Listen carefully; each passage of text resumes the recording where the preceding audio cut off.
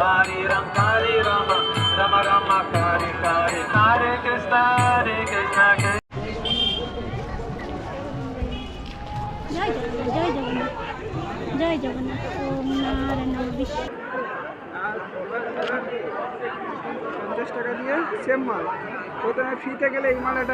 So guys, কেমন আছো সবাই? আশা করছি প্রত্যেকে ভালো আছো। আর টাইটেল আর থাম্বনেল দেখে বুঝতে পেরেছো যে আজকের কি ভিডিও হতে চলেছে। আমি বেশ অনেক দিন ধরে দীঘাতে থাকি আর এখানে আমি কাজ করি, তোমরা অনেকেই জানো। আর আমার বাবা মা আজকের এসছে, তো ভাবলাম বাবা মাকে নিয়ে আজকের জগন্নাথ মন্দিরের দর্শনটা করে আসি। আর আমিও সেইভাবে মন্দিরে অনেকবার গিয়েছি, বাট পুরোপুরি তোমাদেরকে ভিডিও করে দেখাতে পারিনি। তাই ভাবলাম তার সাথে সাথে একটা ভিডিও বানিয়ে তোমাদেরকেও শেয়ার করি এখন বর্তমানে জগন্নাথ মন্দিরের পরিস্থিতি কী আছে। আমি সঙ্গে আমার বাবু মশাইকে নিয়ে বেরিয়ে পড়েছিলাম, আর বিকাল বেরিয়েছিলাম। আর বর্ষাকালের ওয়েদার, আর এখন কিন্তু মেঘলা মেঘলা বৃষ্টি হবে। আর একটা জিনিস, আমার এই রাস্তাটা কিন্তু অসাধারণ লেভেলের লাগে। আর ডান দিকে দেখতে পাচ্ছ আমরা হসপিটাল রোড ক্রস করলাম। আর এই রাস্তাটা জগন্নাথ মন্দির তৈরি হওয়ার পর থেকে অসাধারণ লেভেলের বানিয়েছে। পাহাড়ে গেলে যেমন দুই দিকে পতাকা লাগানো থাকে, সেই রকম রাস্তায় কিন্তু জগন্নাথ মন্দিরের পতাকা দেওয়া আছে। আর ওই দূরে দেখতে পাচ্ছ যে জগন্নাথ মন্দিরের মেন গেট বা মেন দ্বার বলা যায়, চৈতন্য দ্বার, সেই দ্বারটা কিন্তু আমরা দূর থেকে দেখতে পাচ্ছি। কিছুদিন আগে আমাদের রথযাত্রা শেষ হয়েছে, আর এই রাস্তার কিন্তু দুদিকে ব্যারিকেড দেওয়া ছিল রথযাত্রা দেখার জন্য। আর এই রাস্তা দিয়ে কিন্তু রথটাকে টানা হয়েছিল, তার ভিডিও কিন্তু আমার অলরেডি চ্যানেলে দেওয়া আছে। তোমরা যদি রথযাত্রার ভিডিও দেখতে চাও তাহলে অবশ্যই দেখতে পারো। ফাইনালি কিন্তু আমরা চলে এসেছি চৈতন্য দ্বার। এখনও কিন্তু দ্বারের কাজ কমপ্লিট হয়নি, এখনও কাজ চলছে। আর এইদিকে কিন্তু পার্কিং এরিয়া করেছে, যেখানে 4 চাকা 2 চাকা গাড়ি পার্কিং করা যায়। তো আমাদের বাবু মশাইকে এখানে আমরা পার্কিং করব। আর আমরা কিন্তু এখান দিয়েই 6 নম্বর গেট দিয়ে ঢুকবো ভেতরে। মন্দিরে ঢোকার আগে এই মাসিমা দেখি আমাদেরকে তিলক দিতে এসেছিল। আর এই মাসিমার মতন কিন্তু অনেকে এখানে মন্দিরের বাইরে তিলক কাটছিল। আর তিলকটা কাটার পর নিজেকে চৈতন্যদেব মনে হচ্ছিল। তো তোমাদের কেমন লাগছিল অবশ্যই কমেন্টে জানিও। আমি এবং আমার গিন্নি দুজনকে কেটে দিল, এবং তার সাথে সাথে আমার সঙ্গে একটা ভাই এসেছিল শুভেন্দু, সেও তিলক কাটলো। আর একটা জিনিস কিন্তু সবসময় মাথায় রাখবে, অনেকে কিন্তু এই তিলক দিয়ে অনেক টাকা পয়সা চায়, কিন্তু অ্যাকচুয়ালি টাকা পয়সা চাওয়া উচিত না। তুমি খুশি হয়ে যতটুকু দিতে পারো সেটাই তারা খুশি। মন্দিরে ঢোকার আগে নিজেদের জুতো রাখার জন্য অনেকে কনফিউজ হয়ে যাও, এবং যারা প্রথম আসো কোথায় রাখবে বুঝতে পারো না। তো তোমাদেরকে বলে দিই, তোমরা যখন মন্দিরে ঢুকবে তার ডান দিকে দেখবে বিভিন্ন জুতো রাখার জন্য কক্ষ বা ঘর করা আছে। সেখানে তোমরা যদি কম গ্রুপ আসো, 2জন 3জন, তোমরা এখান থেকে একটা করে এরকম কাপড়ের ব্যাগ নিয়ে নিও। তার মধ্যে কিন্তু আরামসে জুতো রেখে একটা টোকেন নিয়ে তোমরা চলে যেতে পারো মন্দিরের ভেতরে। বাট আমাদের একটা ভুল হয়েছিল, আমরা 5 জন ছিলাম, তাই এই ব্যাগে ঢুকছিল না।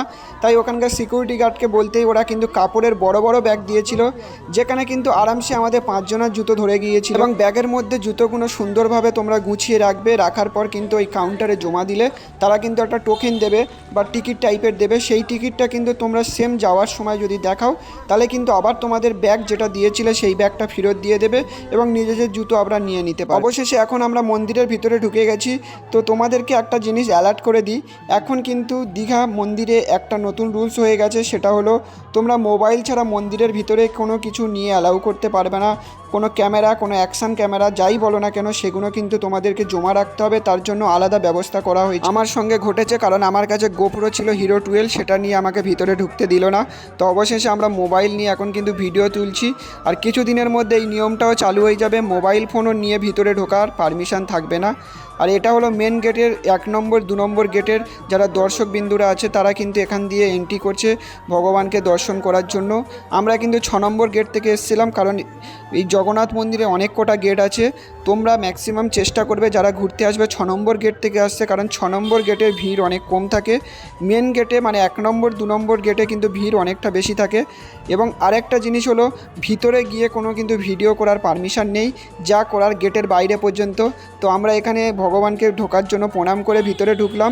এরপরে এই ফুটেজগুলো যেগুলো দেখছো, এই ফুটেজগুলো মন্দির যখন উদ্বোধন হয়েছিল তখন আমি আমার গোপ্রো ক্যামেরা দিয়ে তুলেছিলাম। তো প্রথম কক্ষটা যেটা আছে সিংহদুয়ার, সেখানে ঢুকলেই কিন্তু তোমরা এই নারায়ণের মূর্তি দেখতে পাবে। এবার এটা হলো সেকেন্ড কক্ষ, এখানে কিন্তু পদ্মপুকুর থেকে আরম্ভ করে সব কিছু আছে। আর এখানে বাবা মা এবং আমার গিন্নিকে অপেক্ষা করতে বলেছিলাম, কারণ আমি ক্যামেরা জমা রাখতে গিয়ে সময় লেগেছিল। জগন্নাথ মন্দিরের দ্বারের 2 দিকে এরকম পদ্মপুকুর করা আছে।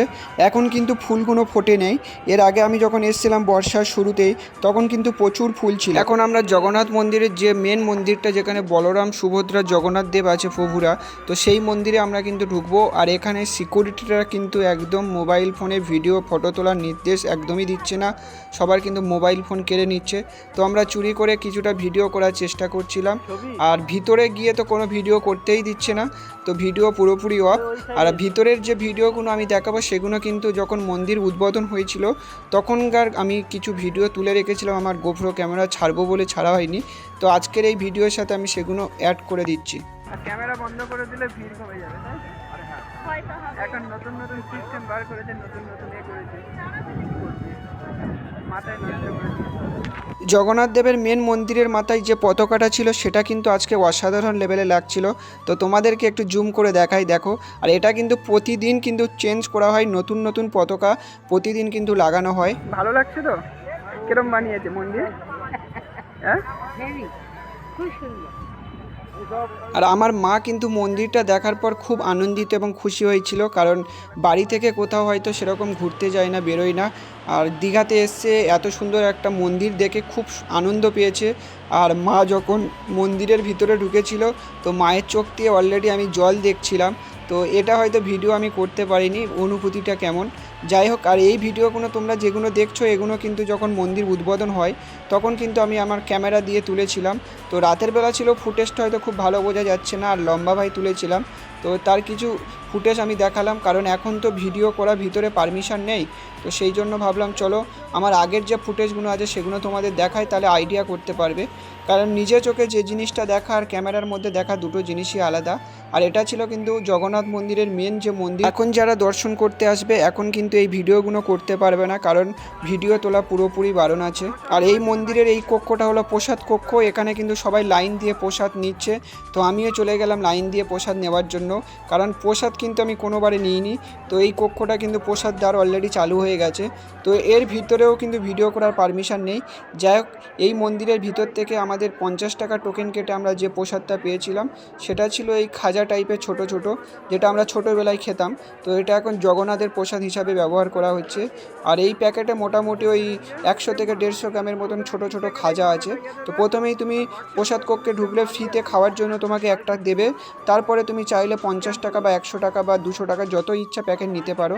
যাই হোক, এটা যেহেতু মহাপ্রভুর প্রসাদ তাই প্রণাম করে প্রসাদটা খেলাম, এবং যার টেস্ট কিন্তু অসাধারণ লেভেলে ছিল। তোমরা চাইলে যারা আসছো তারা কিন্তু এখান থেকে প্রসাদ নিতে পারো। আর এই প্রসাদটা হলো জগন্নাথ দেবের মেন প্রসাদ, এখানে তোমরা কিনে নিতে পারো। এখানে কিন্তু 50-100 টাকাও সেম প্রসাদ পাওয়া যায়, বিভিন্ন ফটো, তারপর হাতে বাঁধা ডুরি, এগুলো সব কিছু বিক্রি হচ্ছে।